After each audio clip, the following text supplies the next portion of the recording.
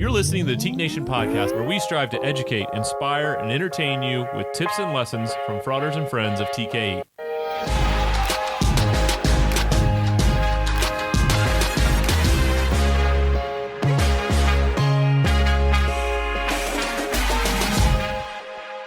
Hello and welcome back, everyone, to the Teak Nation podcast. It is Tuesday, which is a little bit of a change. Tuesday, March 16th here. As we record this, we are releasing on Wednesday, March 17th. Who knows when you're listening? I've stopped trying to guess. And headline, highlight, put it in big, bold letters. This is March. March Madness is upon us. Donnie, have you even looked at a bracket yet? I have. As you probably know, my 7-year-old son is he loves brackets. He actually printed out, I think, every single conference tournament bracket and filled them out as those tournaments went along. And let me tell you, you haven't lived until you know what's going on in the Southland Conference. You really haven't. So I'm excited about the tournament as always, even though my team, Indiana University basketball, is not in the tournament for the 5th straight year, has fired their head coach, and is now on the prowl, on the search for who is going to be the next leader and try to make Indiana University basketball relevant for the first time in about 20 years. Yeah, 20 sounds about right. National championship game, 2002. Well, it's they made a couple Sweet 16s in there, which is for this version of IU basketball, nothing to turn up your nose at. I mean, that's a heck of an accomplishment, winning 2 tournament games with the current edition of the Indiana University Hoosiers. Well, I mean, it is easier to just be on the bandwagon and be a Duke fan. I understand for you, life is much different. We've faced plenty of adversity this year, and it's only going to make us stronger in the long run. So, yeah, this tournament is going to be much less stressful, I think, than previous tournaments, which, look, I'm okay with it. We had a completely stress-free last March, at least basketball-wise, not life-wise. Life-wise was pretty rough, but basketball-wise, no stress. And then don't have to worry about Duke getting beat by 15 seed in the first round this year. So I feel pretty good about just filling out a bracket or 6 and sitting back and watching the action unfold. It's all taking place here in our lovely home state of Indiana. So maybe try and get out to a game or 2. I don't know. We'll see. It is going to be pretty cool to see Mackey Arena and Assembly Hall, as well as Hinkle Fieldhouse, to see those facilities used for the tournament. It's going to be great. Yeah, I think it's going to be awesome. I think it's going to be – the settings are going to be cool. They're allowing 25% capacity, I know, at least for the first weekend. I also saw this morning that Indiana has just dropped the vaccine age to 45. So we're getting there. I even saw, since we're just doing Indiana health update, which is great for everyone out there, I did see the case count yesterday was 421, which is obviously extremely low for the numbers that we have had. We're just crushing it here in the heartland. Well, that's probably going to make it a higher probability that we get more and more fans as we get into the Sweet 16, the Elite 8 rounds, and then the Final 4. Well, yeah, and what I was going to say, the 25% capacity is low, yes, but when you look at, especially like a Hinkle Fieldhouse, which I think seats 9,000 or 10,000, Indiana Farmers Coliseum, which many of you out there listening are going to learn about for the first time in your lives and then probably forget immediately. It is on the Indiana State Fairgrounds campus, and it is where the IUPUI Jaguars play their home basketball games. But playing some games there, those are pretty small facilities. So you're going to have 25% capacity is not a lot of people, but the acoustics in there, they're old buildings. I think it's going to feel like March Madness. I think it's, you fill up some of these 25,000 seat stadiums and it's electric, obviously, and you can't replicate that. But when you take 3,000 people and put them in a cracker box, which is what some of these old arenas are, even Mackey Arena is not huge, but it's a big dome. And so the sound reverberates in there and it gets loud. I think the product on TV is going to be exciting to watch. It's not going to be like some of these college basketball games we saw all season where it was just silence, and then the band plays for 35 seconds and then you inbound and you hear the shoes squeak in and players dropping the F-bombs. So I'm really looking forward to watching all these games take place at these arenas that we know and some of them that we love. Well, and I think the fans, you're going to see a lot of energy because the only college or university in the state of Indiana that's represented in the tournament this year is Purdue. And for folks who haven't tuned into the podcast as much, or we haven't talked basketball as much, basketball is still religion in this state.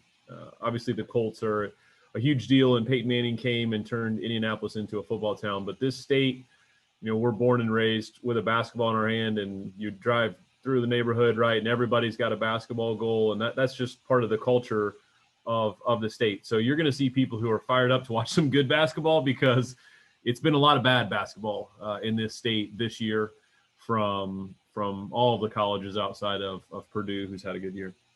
Well, and don't want to spoil our bracket picks here. We'll get into it in a few minutes, but if Al has his way, we're only going to see one game of Purdue basketball in March this year. So we'll get there. Also on today's episode, we are doing some celebrating of Women's History Month. We don't want that to get lost in the shuffle here. Brought in a special guest, Heather Green. She is our chapter advisor at the Pi-Theta Chapter at the University of Texas, San Antonio. So brought in Heather to talk it's obviously unusual, and we talk about this in the interview, that a chapter advisor, we know we have more female faculty advisors, but she is the chapter advisor of the Pi-Theta chapter and really handles all the heavy lifting as far as the advisor duties go. And that's not super common. And so it was really fun to get to talk to her and get her perspective on TKE fraternities, the balance between fraternities and sororities. She had a lot of really good information to share. So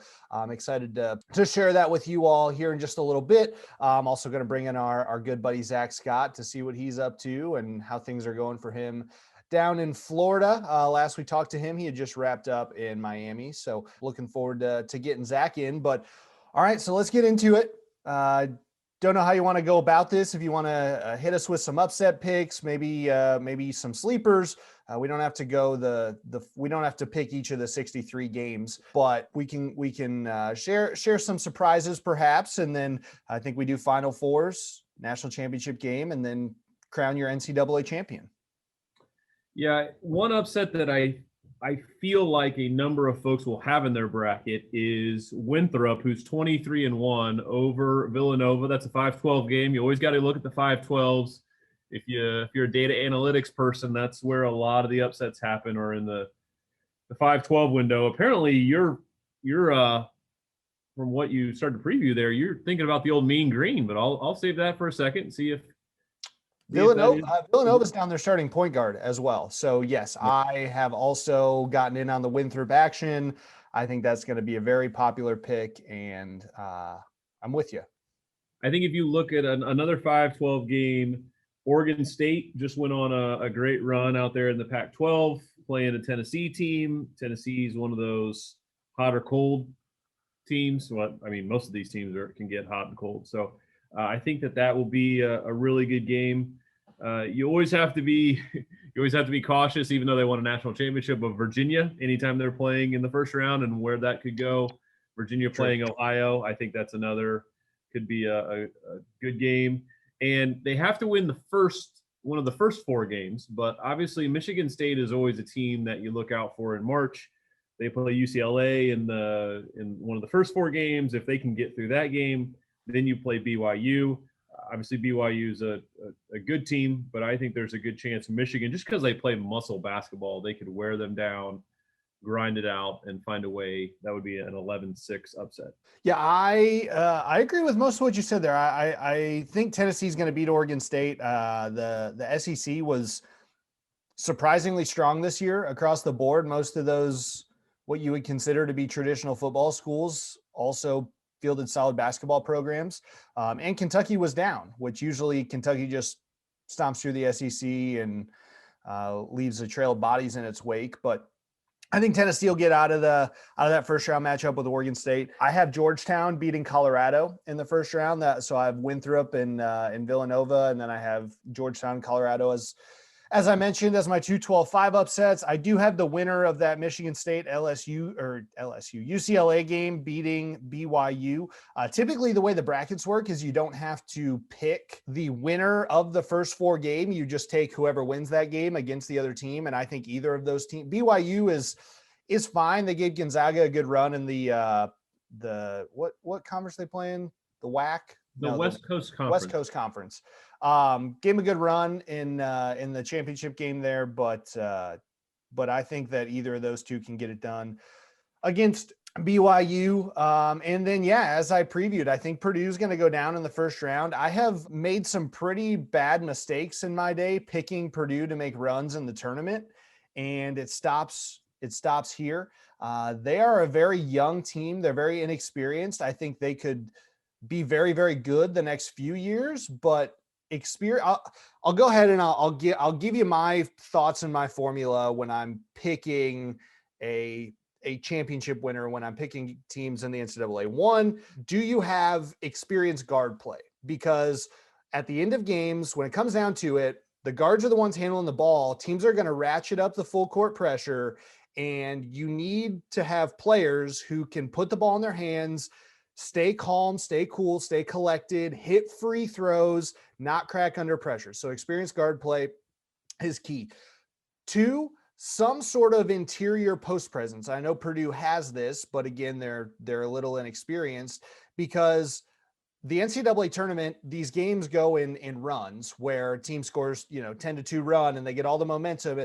When the best way to break a run is to get a high percentage look at the basket. The best way to do that is to toss it down low and get a look at the rim. So that's another key for me. Do you have post players who can put the ball in the basket? And then the third piece I always like is some sort of top level wing defender, because that's the other thing we know about NCAA tournament games is that's where guys like Jimmer and Steph Curry and Kemba Walker and Shabazz Napier, those guys go nuts. If you have a long-armed, quick wing defender that you can lock down the other team's best player with, your chances to win increase exponentially. So those are my 3 keys in general, but really for me, for the most part, experience rules all in the NCAA tournament, which goes to my Purdue pick. Some other small upsets. I have Rutgers winning against Clemson in that 10-7 matchup. 8-9s aren't even upset, so I won't even go there. And I think that's mostly it. There's a lot of chalk. My West bracket was all chalk in the first round. I got to go back and make some adjustments there. I can't take all the lower seeds to win, but few nice little upsets in the first round. We'll see how it goes. Always fun to track those regardless. All right, Final Four, I have Gonzaga, I have Texas, Baylor, and Illinois. So a lot of chalk. I understand a lot of chalk. This is the funny thing about this tournament, right? That's my Final Four. Everybody gets romantic about the upsets and chaos. And yes, a lot of that happens in the first 2 days. But if you go back and historically look of who makes it to the Elite Eight in the Final Four year after year after year, it is typically a lot of chalk because those are very, very good basketball teams. So just like you talked about with guard play and great coaching, all that good stuff. So that is what I see versus complete chaos. What do you see? Well, I see the same thing. It's the same Final Four, and so that's why you huff. That's why I grunted. Yeah. So I don't know. I feel really good about Illinois and I feel really good about Gonzaga. One thing I will say with Illinois that I don't love is that Georgia Tech matchup in the second round. Georgia Tech obviously has to get through the through Loyola Chicago. Shout out Epsilon Kappa chapter. Shout out Nick Kimball. I know he's a loyal listener of ours. So they do have to get through Loyola, but Georgia Tech is tough.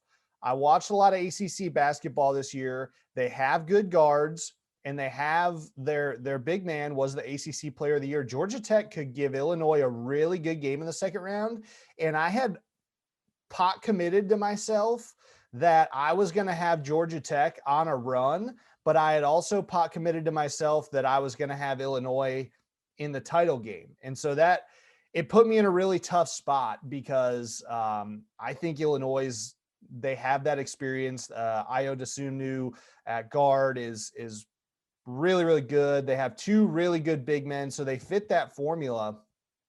That put me in a real tough spot. So keep an eye out for that game. I'm not going to pick Georgia Tech to win that game, but it could be a wild ride. And if they do win, I will probably take credit for getting it right. I don't love Baylor, and I don't love the Texas pick for myself, but I just don't see another team coming out of that South region against Baylor, and I don't see Michigan going all the way, especially with their best player or one of their best players, Livers, hurt. Michigan could lose in the second round to LSU, possibly. I think they'll get a little further than that, but yeah, it's Gonzaga, Texas, Baylor, and Illinois for me currently. Reserve the right to change. Few other little sleepers in there. I do have Winthrop in the Sweet 16. As we mentioned, that game I think is going to be a 12-13 matchup in the second round. Winthrop, North Texas. Currently have UConn in the Sweet 16, taking down Alabama in the second round. And then I, once again, as it stands right now, have Oregon going all the way to the Elite Eight as a 7 seed, taking down Iowa in the second round, and then probably either Kansas or USC in the Sweet 16. So Oregon, I don't watch a lot of Pac-12 basketball, but keep an eye out for Oregon. They have I think their starting point guard was hurt for most of the beginning of the year, and they lost some games because of that. And he's come back, and they've been a much different team. So I like Oregon to get to the Elite Eight. Who do you have advancing to the title game? Yeah, real quick before that, a lot of people on the Alabama train. I saw you just said that you've got them losing the second round. Yeah, a lot of people like Alabama coming out of the. And what's interesting about it is there's a small chance I could still go back and put Alabama in the Final Four, which would take UConn out of the Sweet 16. But I don't know. UConn's got they got a guy, and we know when UConn has a guy, they go far. So I think Ryan Booknight is his name, and he's a Kemba, Shabazz Napier, Ryan Boatwright. Not Ryan. I don't know. Boatwright. Okay. There you go. I have Gonzaga and Illinois in the final. And somehow I feel like Illinois is going to find a way to win the national championship. Obviously, if Gonzaga did, they would be, I believe, the second team ever. We talked about Indiana. Indiana, the only undefeated national champion. They would be the second team to go undefeated in the common era here. But I feel like Illinois is going to find a way to get it done. We obviously watch a lot of Big Ten basketball, forced to here in the Midwest, and the Big Ten had the most spots in the tournament with 9, and it's just so many great teams in the Big Ten. So I would be shocked if the Big Ten didn't have at least one representative in the Final Four, and shocked if they didn't find a way to get one participant in the final game. James Booknight is the UConn player's name. I was wrong. That's a great name in a novel. Booknight, James yeah. Booknight. It's Bouknighd, so it's even spelled cool. Yeah, that's nice. Okay, so I also have Gonzaga and Illinois in the final, and I was a little worried that this was just going to be super boring, but I do have Gonzaga pulling it off. I think Mark Few finally gets his title. I think the Zags are going to do it, and I think that'll be a really good game because Illinois is very, very talented. To your point about the Big Ten, still have not won an NCAA championship since 2000. It's been 21 years now for all the great coaches and great teams and great players that have rolled through the Big Ten in the last 2 decades. Still do not have a title. You'd have to think with 2 1 seeds and 2 2 seeds that this would theoretically be the year that they could get one, but I think they're going to get stopped by the Gonzaga Bulldogs, home school of Greg Halloran, for those who are unaware. A lot of great Kentucky teams in the last 20 years, a lot of great Duke teams in the last 20 years, a lot of great Carolina teams in the last 20 years. The one and done Villanova. era has definitely made it challenging to win a national title. So there it is. There's the brackets. I feel good about it. Do you have any big St. Patrick's Day plans? It's one of those very interesting holidays. I have 0 St. Patrick's Day plans. I will probably not even wear green. Well, I don't know if I'd advise you on that. It is the beginning of the official NFL league season kicks off on March 17th. I believe at 4 p.m. Eastern. Yeah. If you think the NFL starting free agency the day after the brackets came out was an accident, I got some oceanfront property in Nebraska to sell you, because that's all anyone's talking about on ESPN right now is the NFL. It's March Madness. The NCAA bracket came out 2 days ago and nobody said a word about it. It's the most amazing thing. And Roger Goodell just continues to dominate America. Yeah. Well, there's a reason why he makes $40 million a year. That's right. But let me tell you this. If anyone has any connections in the NFL office, that's a great place to go learn marketing, a great place to go learn business 101, because they have found a way. You start thinking about every month, they find a way that the NFL is still relevant every single month of the year for one reason or another. Yep. Whether it's right now it's free agency, next month it's going to be the draft. In May, it'll be rookie mini camps, as long as they can have those. Then in the summer, obviously, we'll get into training camp and season previews and all that, right? And then we're off into the year. It just, they are a machine in how they find relevance every month of the year. Something our groups could model right there. How can you be relevant every month of the year? Yeah, just dominate the market that you're in. Just crush everyone else, and no mercy on any other sports. I mean, we got a personal favorite of ours, the Masters, coming up in 3 or 4 weeks. I'm sure the NFL is going to find a way to usurp that market as well. And there's your official Teak Nation podcast word of the week, usurp. But yeah, they get it done month after month. All right, rule 3. This is in response to both my recent pilgrimage to Baton Rouge and the NCAA tournament. We have always fun time to learn about colleges and universities you never knew existed during March, because there are 68 teams, and a lot of those are teams that you probably, right? Remember when Florida Gulf Coast went on a run like 5-6 years ago or 10 years ago? I don't remember how long ago it was. It all just runs together. And everyone's like, oh my gosh, this campus is amazing. You can rent jet skis on campus. Who knew about FGCU before that? So with that in mind, rule of 3, Donnie, as a traveling man yourself, give me your 3 favorite college campuses that you have had the pleasure of visiting. I was thinking about this. There's so many great campuses, right? You got to front load this. Pick 3. Right, I understand, but you have to front load if you're listening and I've been blessed enough to be on your campus. It's not a shot if I don't pick your campus. We're talking only 3 that you get to choose in all of these United States and even some groups in Canada. So let's start smaller school. One, University of Tampa, which Zach would love. Very unique vibe down there. The interesting part about the University of Tampa is there are a very large number of students who are actually from the Northeast who want to go to school in a much nicer climate than the Northeast all year round. So it's a great campus. Was lucky enough to be part of the expansion a number of years ago when we brought that group back. And so University of Tampa would definitely be one up there.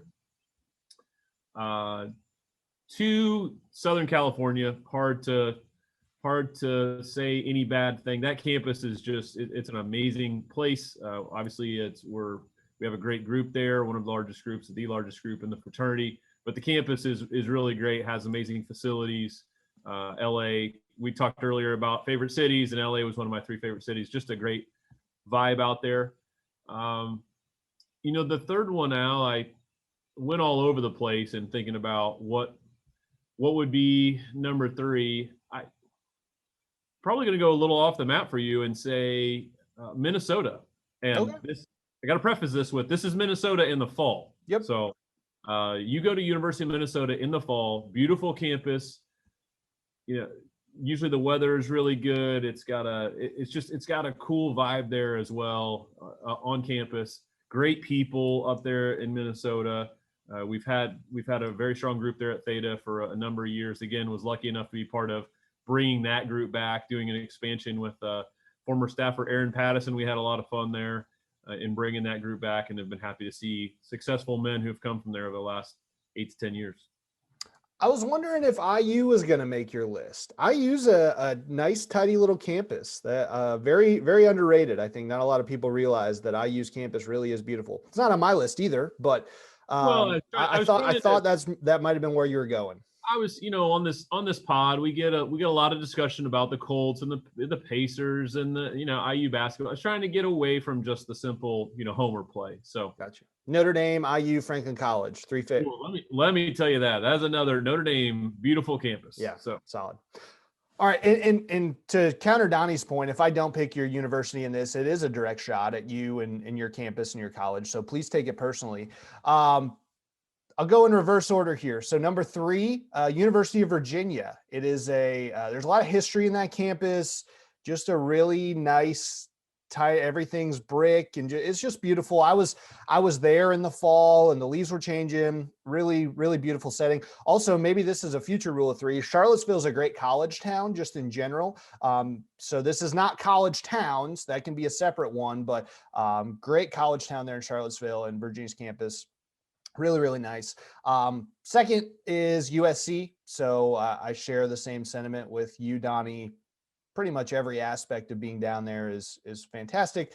My number 1 favorite campus I've been on is the University of Arizona.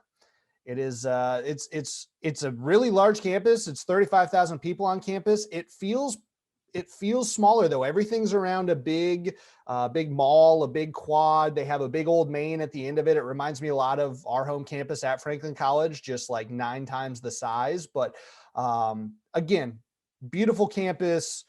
Scenery's fantastic down in Tucson. It's pretty much gorgeous at all times, and I really, really enjoyed my time there at U of A Pi-Theta Chapter. So there's our rule of 3. And we will go ahead and flip it now to our good buddy, Zachary Scott.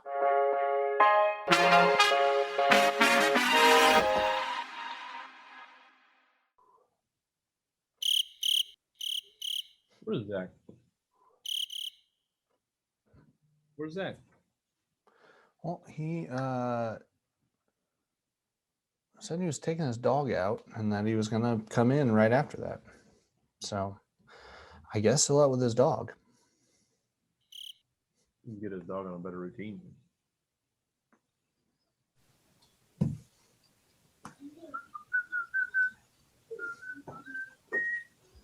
There he is. All right, you ready to start? Thought we started. And there's, as always, our dear friend Zach Scott from the corner, the Texas corner, and what I don't know. Are you in a basement? I've always assumed that you're in a basement. Oh, Al, how little you know of Florida. No basements in Florida. No basements in Florida. Between the sand and the water, not a good idea. But no, I'm in a media room, so it's an extra room at the back of the house. Typically set up for either entertainment or some people turn them into theaters. Ours is just like a little hangout, a little bar top here, the college memorabilia in the corner, big TV, some couches. It's a nice little hangout. I'll tell you what, you're not doing a lot for all the listeners out there that think us Teak Nationals folks are just rolling in money. I mean, you got a media room. That's absurd. Talk about the pinnacle of wealth. I can't say that I have the media room. I would say my father, who is has a pretty solid job, has a media room. Now we're explaining the life of our staff. There you go. Living at home with mom and dad to make ends meet. I get you. Yeah, there's no swimming pool full of money. I'm not Scrooge McDucking it here and jumping in. So unfortunately, someday. Keep working, keep recruiting. Well, it is March, so happy March Madness to you, Zach. Have you looked at a bracket yet? No, I have not followed college basketball at all this year, really. I'll watch it when I'm at the gym. It's pretty much the time that I set aside for it. But no, not really. I actually got a text from a former staffer, Tom Parkhurst, about some Florida teams because he's asking who do the Tampa people cheer for, because that would be a good bet considering the sports year that Tampa's had. Ah, Florida very, very and clever, FSU Tom Parkhurst. Yeah, Florida and FSU would be those two schools. So I don't even know where they're at in the bracket. Well, FSU's a 4 seed and Florida's a 7 seed. So now you're aware. Wow, could stir some things up. All right. We do want to make sure that we touch on recruitment, as that is much more an area of expertise than college basketball for you. So thinking about rounding out this year and getting into the summer, I know we talked a little bit about what we can do to prep plans for the summer and the fall, but the groups that you are working with, how are you helping them to set goals for the fall? What are there are groups that we know are not meeting their goals this spring due to COVID, due to extenuating circumstances. So how is that affecting that goal setting process for the fall already from what you've seen? Yeah, I think a lot of it has to do with where we're learning from our mistakes, right? If we continue to repeat the same things, the whole definition of insanity piece. But I think it's taking diligent notes on where we've kind of maybe dropped the ball, whether that's planning, what pieces we have been impacted, right? Is that in-person part the sole reason why we weren't successful in attaining our goals, or was it the slowness to adapting? Is that where we more than likely experienced our lack of hitting our goals, and getting that through to people, right? And I think a big thing that I've worked with a number of groups on, we just did a joint call again with the SLU group. I feel like I shot them out quite a bit, and then our Rockhurst colony got them on a call together to kind of talk through some pieces because they were having some of the same mistakes. So if there are any groups out there that want that same type of thing, I'm more than happy to help. But working through where we can do a little bit more, the pieces where maybe we just got reliant on the list that the school gave us, and what we can do to be more proactive for the groups that are getting ready for fall recruitment, right? Joining clubs, signing up for move-in, right? A lot of those things are likely to come back as things normalize, whether it's this year or next year. This coming year or the year after that. Signing up for move-in teams, signing up to BRAs, all these different things, these leadership opportunities that are out there, joining clubs and organizations, getting involved and getting your fingers in as many pies as possible. That's extremely important when it comes to spreading that footprint across your campus. What have you done in the last 3 to 4 months to set yourself up for 4 to 5 months from now? That's what I think the most important part of fall recruitment is you have all summer to get ready, but you also have all of spring and really the winter sessions to capitalize. Most of those things you have to sign up for back in like December, January. What opportunities do we still have on our plate? Maybe that's talking to your high school where you know that 7 to 15 students come from that school to your campus year after year. What are you doing to reach back out to the people that you know, reach back out to your guidance counselors, whomever you still have connections with that can put you in touch with the incoming class? Zach, how important is having these discussions starting in May, June, July, right? In terms of, we've talked about recruitment training, right? We've talked about going and taking advantage of teak.org/fired up, the free program that's there from our partners and our friends at Fired Up.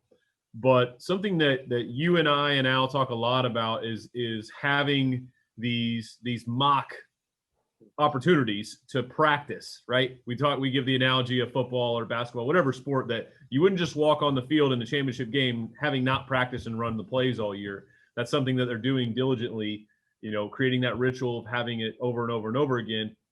For our groups, can you talk through that process of what it's like to practice recruitment and some tips or maybe some tricks and things that our guys should do as we go through the summer to stay engaged and stay prepared for whenever we get to the fall in what hopefully will be a much more traditional as we know it environment? Yeah, I think one really easy chance to get in some repetitions is this idea of ongoing recruitment, continuous open bidding, whatever you want to call it, second rush, any of those pieces, right? If you were successful at hitting your goal or you dropped the ball on your goal for the beginning of spring, right now is a great opportunity to continue building relationships. Sure, we have a number of campuses that are quarter schools and their recruitment just started like this week or next week, but there are certainly campuses that a month ago when they wrapped up recruitment, or even a couple of weeks ago when they wrapped up recruitment, didn't get to where they wanted, or maybe they did and they just barely got there. Now is the time where you tack on insurance runs. Now is the time where you get to that goal that you originally set, because the more you go after those things and you set it, one, that's a healthy skill, but two, getting in as much repetition as possible right now and putting those skills into practice will make you that much better when you get to August, September, and again, even those summer conversations, if you're lucky to be able to recruit then. And one thing I want to differentiate is there is no differentiation between in-person and virtual recruitment. You can still build relationships and have amazing conversations with guys over Zoom, over text, over phone calls, over a game of Call of Duty, whatever it may be, just as well as you can with a guy that you're meeting in person at your TKE events, grabbing coffee with. I mean, in some cases you can still do those things like grabbing coffee, grabbing lunch.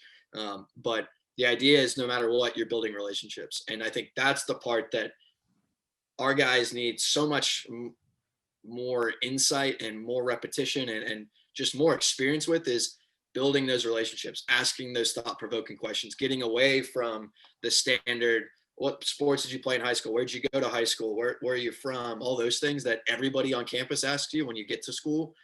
Get to those things of, why did you choose to come to XYZ University?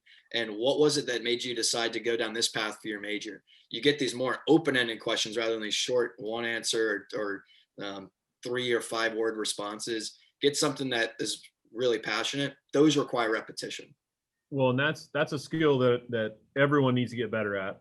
What types of questions are you asking, right? Impactful questions that, to your point, aren't yes or no questions. They're more questions you have to reflect, and questions where I have to talk more, which is then going to give you more ammunition to ask an even better question for your next question and your next question.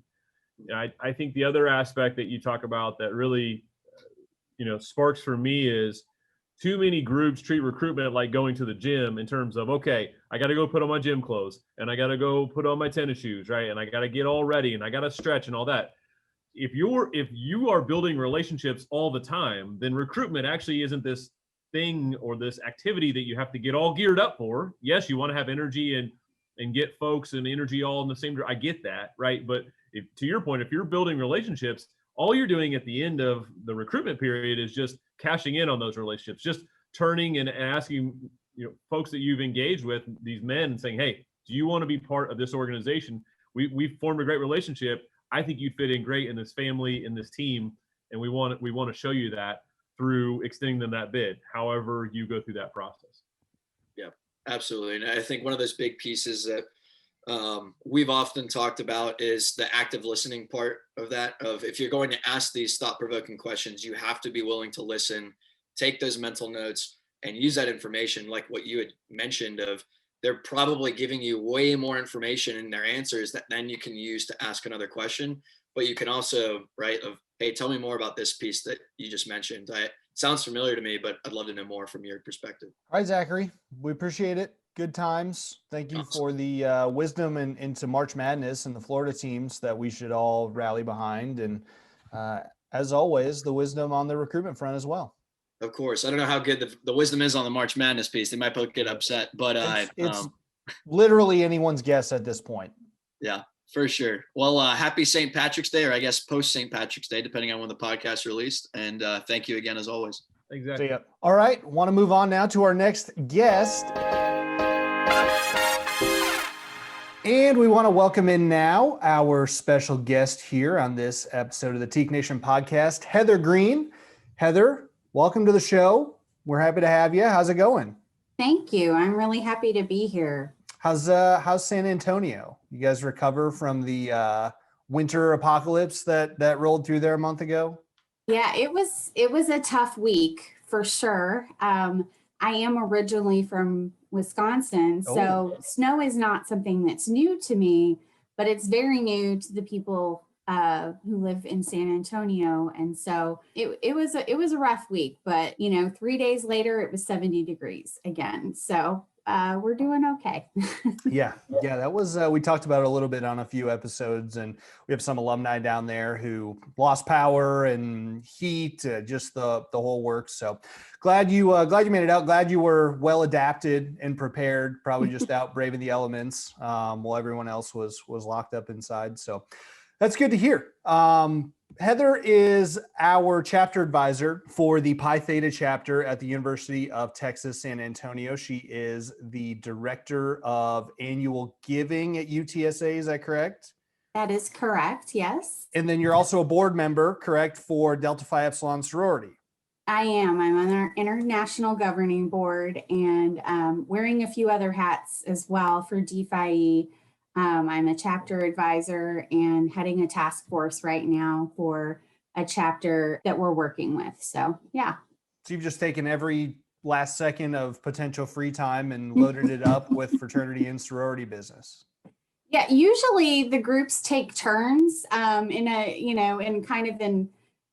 a weird way where one might be struggling, the other is doing great. Right now, honestly, both are, in need of support more than normal. And I think COVID has had a lot to do with that. So it's been an interesting time. Yeah, absolutely. I think that's been the case for about every fraternity and sorority chapter in America. So for you to gladly take on two of those is no small feat. So I want to get started with a pretty broad question, and it's not super common that we have a female chapter advisor of one of our TKE chapters. And with that, I'm just curious, how did you get involved with the Pi-Theta chapter, and what was your path to get you into that position with TKE? Sure. So the Pi-Theta chapter members were in need of an advisor. They were working through some issues at that time, and the student activities director at UTSA had given them my name as well as a few other people. One of the members came and met with me, and I think because of my role on campus and because of my work with my own sorority, I told them very upfront that I would not be just an advisor on paper and that I had high expectations. And I'll tell you honestly, I thought that was going to be the end of the conversation. And to my pleasant surprise, that member brought the Preakness at the time to meet with me a few days later. And the gentleman welcomed me into their fold at Pi-Theta, and that was about 8 years ago. And I'm still at it. Well, that's great. Donnie, did you have something? Jump in. I was just curious, in that role of chapter advisor, what have been the challenges in that role? What have been the things that have been fulfilling to you? To do it for 8 years, obviously there has to be aspects of it that are still fulfilling to you today. So I'm just curious, the highs and lows of being in that role and what that experience is like being part of the chapter meetings. Yeah, I have to say that it's obviously a very different experience than my involvement with my sorority. And that has been a learning opportunity for me, but it also fills my cup in different ways. I absolutely adore the times when I get to see their brotherhood in action. The Pi-Theta chapter has maybe some of the strongest brotherhood or even sisterhood that I've seen. When I look at the two groups, they just have this deep affection for each other. They care about each other and their success. And I've been able to witness those moments, and I really appreciate that. I'm also really proud of the philanthropic work that they do. One year, I think they raised the second highest amount among all the TKE chapters for St. Jude. And, they do a Halloween event with the American Cancer Society here in town that I usually go and take pictures and take video during. And just seeing those moments really warms my heart, because that to me is a lot of what Greek life is about. I think the early relationships that I made with, as I started advising, I'm still in touch with all of those guys. I got invited to one of their weddings last year. They still value me today and I value them. And they call me Mrs. Green, but some of the oldest members are just getting around to calling me Heather now. So I think it's more than just being an advisor. It's building relationships with folks. I would say, some of the challenges, honestly, I know that I don't know what it's like to be a young man on a college campus. And, so sometimes my ideas might not be their cup of tea, but we work through our relationship by talking about, if you're a leader, you can still make choices. You don't have to follow my advice all the time. I think that's been one of the great things about it, is just continuing to have those conversations. You touched on it a little bit, the crossover or the similarities, differences between your experience with your sorority and with TKE. Your sorority experience goes back a lot further than your fraternity experience. What about the time that you've spent with TKE, with the Pi-Theta guys, have you found aligns the most with the time that you have spent both in a sorority, volunteering for a sorority, working for a sorority, all the experience that you have with Delta Phi Epsilon? Well, I will tell you that long before I joined DPhi, some of my friends in college were TKEs, and they were who inspired me to go Greek. And I was part of a local sorority that eventually chose to join Delta Phi Epsilon. So TKE was probably my first Greek experience, or my first interaction with a fraternity or a sorority. That being said, my sorority experience has kind of taught me that Greek life in general is a leadership laboratory for today's college students, and it gives them experiences that prepare them to lead in our communities and to build lifelong bonds, because when we come together, we can do great things. Running a chapter is a lot like running a small business, and that's universal across Greek life. And I believe that because our members leave well prepared to enter the workforce and make a difference in their neighborhoods. They've learned to balance priorities and negotiate work and, work with others respectfully. I think that is the beauty of Greek life in general. And that's a lot of what I've been able to experience as part of a member of a sorority.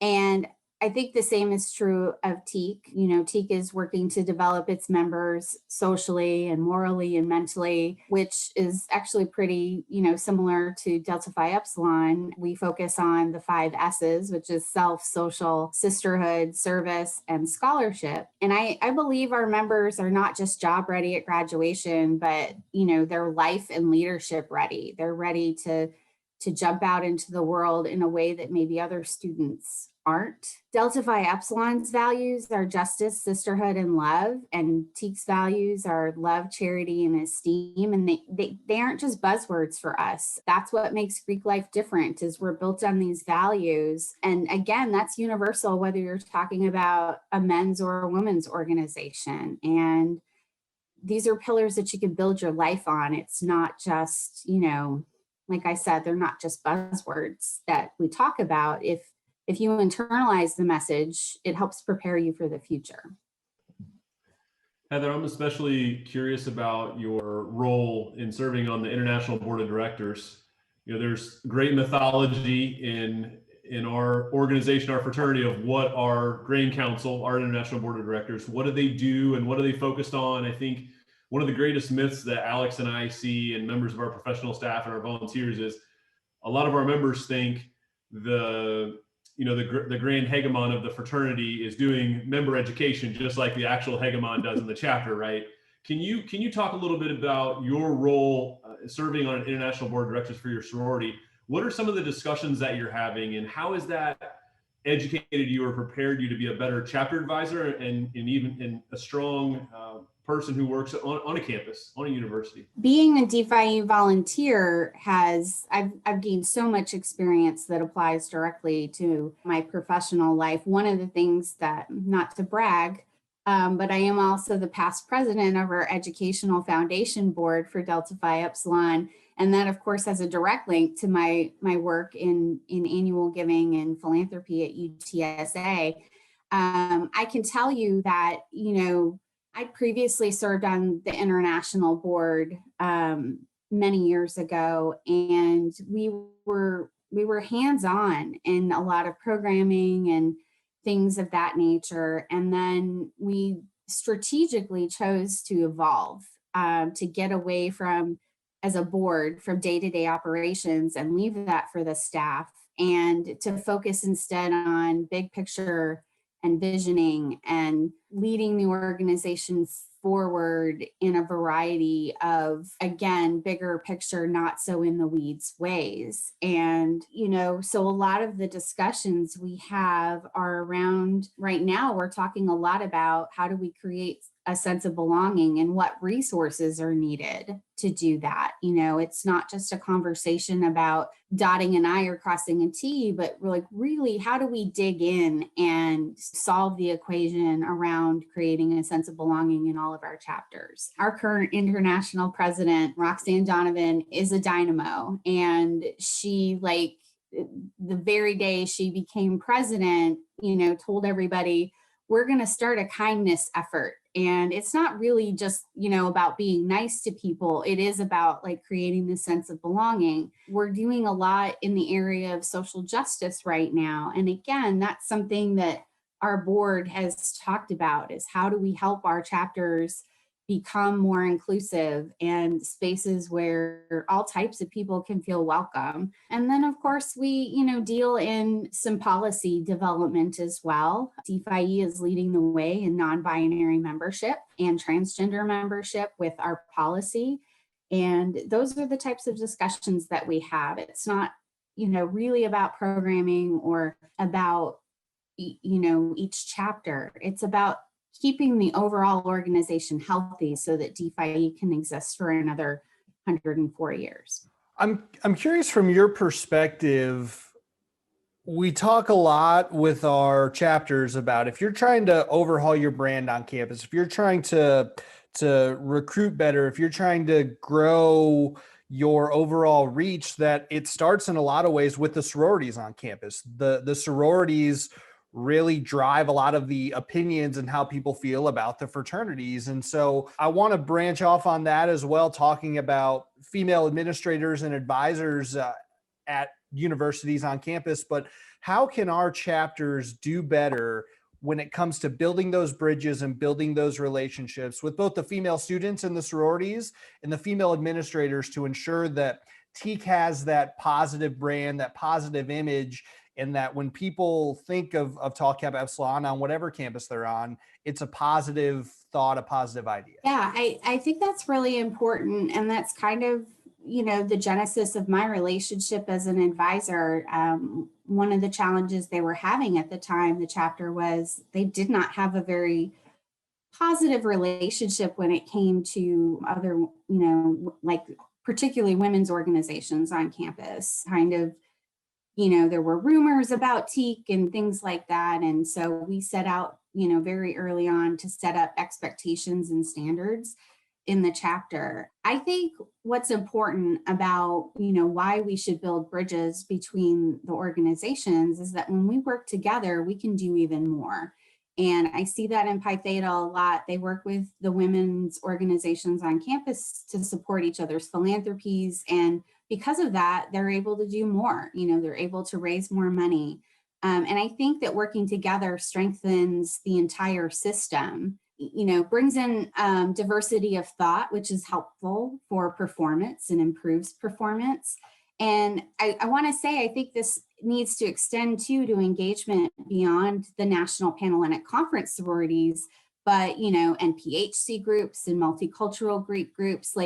Partnering with these organizations is a great way to, build your brand, get to meet people that can help further your goals, and, to get to do more together. I think it's also important to kind of say, and this might be surprising to people, but, men can play a role in furthering women's equality and advancing women's issues. And it's important that men get involved in those issues. Better men for a better world can mean being a feminist too. And I think that's okay, that it's important that men, kind of embrace the possibilities of what they can contribute to advancing women's issues on campus. For collegiate members, I think you can think for collegiate members, I want you to think about how every mixer and every philanthropy event is an opportunity to lift women up and to stop perpetuating stereotypes. to stop using words, those words, I'm not going to say them, but you know what words I'm talking about, to describe any woman, and to create expectations that your guests, like all of your guests, will be treated with respect. And I think you'll find that your empathy will set you apart in the fraternity world. I think if you want to take an even more active role, that you can co-create programs with women's organizations. I've often thought, like, what if we organized a self-defense workshop for women, and what message would that send? Teak wants you to be safe. And I think that would be an awesome message to send. I think also, like, there's usually on many campuses, there's a women's center or an LGBTQ center or women's studies program. And that might be a place where you can, align with and talk about ways that you can eliminate bias from your programming, or creating more welcoming spaces for women, and really get into the work. I hope it's okay that I share this this story. There's a word in it. And if it's not, you guys cannot, you can choose not to share it. But one of the things that I did with Pi-Theta is kind of a great example of this. Usually during the first meeting of the year, I stop in and kind of go over my expectations, and I share with them, recent statistics on violence against women, and trying to encourage them to be good actors in this realm. And at that time, my cousin had started a movement. I'm not quite sure what to call it, but there was kind of a rash of incidents that had happened where maybe celebrity men or other men had been sending inappropriate pictures via text to, women. And so she wanted to start this movement, and she called it "Nobody Wants to See Your." And I shared this with the Pi-Theta chapter, and she had made some pins and some t-shirts and some stickers. And I brought them to the meeting, and all the guys like grabbed them up, and they were like, where can we get more? Where can we get t-shirts? And I was genuinely surprised to see, their interest in this topic. And so I got them some more stuff. And then a few weeks later, I was at the chapter meeting, and they had put the initials of "Nobody Wants to See Your D" in the agenda up on the screen. And so they were talking about it on a weekly basis, like as a reminder, like, hey guys, don't be that dude. And I just appreciated that so much. And it was never, they were holding each other accountable based on a conversation that we had. And that was a nice surprise. I will say that. How long, Heather, did it take from when you started to set those expectations and standards until you started to see a cultural change in the group? It was pretty fast. It was almost instantaneous. And I think that is a big tribute to the young leaders who were in positions at that time as well, that the Preakness, and there were 2 Epi-Preakni at the time, and they knew that if they didn't right the ship and change the culture, that the chapter wasn't going to continue to exist anymore. And so a lot of my work was supporting them and encouraging them and just being a sounding board for them. They already knew the right things to do. They just needed somebody to be their cheerleader. And I was happy to do that.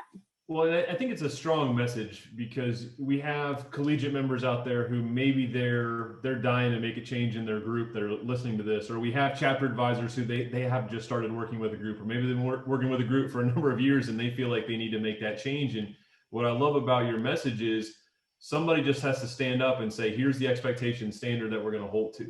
And many times, right, folks are, the thing that we talk about internally in our building is people are dying to be led. And a lot of times folks are so nervous to get out there and lead and push because they're afraid of the pushback, or it's gonna fracture relationships that I have with the people that I'm now leading, when folks want to be led. And so I love your message there, and I hope that it inspires some of the folks out there to take action, because it really is that first step of creating those expectations and standards, which then create rituals of what people do day in and day out that are reflections and go back again to those standards and expectations. So I really appreciate you sharing that message. And what I find more times than not is, when they do stand up and they say, yeah, we're not going to do that. And I'll be honest, there were a few times that the Preakness, like, there were things they probably should have voted on. And he was like, no, we're not doing that. Right. Like he took the authoritative step to say, I know what's right. And we're not going there, kind of thing. And I think, yeah, some people are going to push back on it, but the people ultimately know what's right, and they'll come around to it. And if they don't, then I'm sorry, maybe Greek life is not a place where you need to be. And that's maybe very harsh to say that, but no, people need to hear that. People need to hear that, because Greek life isn't for everybody. And I think that there's this piece out there, you talked eloquently about being inclusive. There are some people that this isn't a good fit for, and it's not adversarial. It's not a good fit. And so they should move into other areas, and join other student organizations if they want, but this just isn't a good fit given the values and the expectations and standards. And that's absolutely it. Like, we do have values, and that is what makes us different than another club or another organization on campus. Not to say that they don't have missions or goals or other things like that, but every Greek organization has values that they believe in, and that's what makes us special. And so we need, like, if there is a ritual that we all have in common, that's it, that we live up to our values. My last question, Heather, is around Women's History Month, and it is Women's History Month in March. It was International Women's Day a week ago, last Monday. It's not something I think that many men especially sit down and focus on or think about until it arises, until it comes up and you see it on some social media and you see it on the news and in various forms. How can we all, but specifically as fraternity men, be more aware of women's history and some of the different female leaders and thought leaders throughout history, and B, how can we better celebrate it, and how can we be better allies to the women's rights movements? So International Women's Day started really around getting women the right to vote over a century ago, and it evolved into a month. And even though there has been a ton of progress for women and other marginalized groups in those decades, there's still a lot of work to do. And as I mentioned earlier, men, cisgendered men in particular, have important roles to play in those efforts. And they may not always feel like they belong in that space, but I believe that, we do need more men to get involved and to take on these issues in order to be able to make even more progress. Women still have to fight today for equal pay and medical care and being taken seriously in certain fields and so much more. And, women have been fighting for change for a long time. But if men took up these issues too, I think the path would certainly be easier and more equitable, and there wouldn't be barriers. People putting up barriers to equal rights for women and equality are unfortunately men in many cases. So one of the ways I like to tell people the best way to be an ally to any marginalized group is to just use your voice and to say something when you see something. And that can mean like calling in your fellow frauders. And when I say calling in, it's different than calling out. Calling out kind of is what we're dealing with right now in cancel culture. Calling in, I think, invites people to the conversation rather than putting them on the defensive right away. So I'll say calling in your fellow frauders and your friends, and this includes women, when they slip up, calling them in and saying, hey, maybe we shouldn't use that language, or that's not what I believe. That's how we begin to change the culture, and that's how we begin to change the culture of acceptance around sexism and misogyny and all those other isms. And I think again, this extends beyond women. There's other marginalized groups as well. And when you use your voice and you stand with us, you're going to make the world better for not just your fellow college students or your coworkers. You're making it easier for your mom. You're making it easier for your daughters and their friends to have equal access to opportunity. So I just encourage everybody to use your voice and to think about ways that you can partner with women and women's organizations to move things forward. Well, it's a great message, and you're talking to two girl dads, so you got folks who are on your side hearing that message and thinking about making the world a better place for our daughters as they head into it. I would be remiss, Heather, if I didn't try to tap into your professional expertise. We have, I would say, every group in TEAC, they're always having that conversation about how do we engage our alumni, right? How do we get them, whether it's to come to events, which I'm sure obviously at the university level, you want them to come back for homecoming, come back for other events, but also how do we get them to consider contributing to the fraternity? Obviously we have an educational foundation, just like you shared, you were the former president of. And so I'm just curious, what's a tip or two you might give or advice you give to the chapter at Pi-Theta about how to engage your alumni and how to get them in a position where they might consider making financial contributions to support the mission of the fraternity and local chapters? Well, I think on a local level, it's really important that the only time the alumni hear from you is when you're asking, right? So you have to think about other ways to engage throughout the year. And we're really fortunate at Pi-Theta that there's a good group of guys that have experienced Teak Week where they're raising money for St. Jude. And so now we're starting to see the fruits of that labor. Those are the guys that are coming back. And Pi-Theta alumni and parents had a golf tournament this Saturday to help support Teak Week. So sometimes it can take a little while to build, right? So I think the message is don't be the only time you're reaching out is when you're asking for money. But, if you have a really good cause like St. Jude and you have a great message and you make it easy for people to donate, then those are the pillars of getting alumni to support your philanthropy. And it's a great story for TEAC as well. In terms of the educational foundation, I think there, again, it's about telling the story. Who does this impact and what do they go on to do? And how is this helping build the leadership laboratory that is TEAC? We do, right now, we're doing a whole month. We call it Dimes for DPhi for Delta Phi Epsilon.